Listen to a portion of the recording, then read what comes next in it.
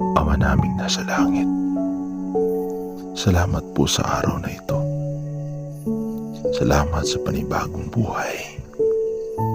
Salamat sa panibagong lakas. Salamat dahil hindi niyo po kami pinabayaan. Salamat dahil iningatan niyo po kami habang kami natutulog. Panginoon, sa araw po na ito ay hiling po namin na bantayan niyo kami palagi sa aming mga trabaho, sa aming mga lakbay. Huwag niyo po kaming hayaan na mapahamak. Panginoon, kayo po ang aming lakas. Kayo po ang aming pag-asa. Ingatan niyo po kami ngayon, magpakailanman, sa ngalan ng aming Panginoong Hesus.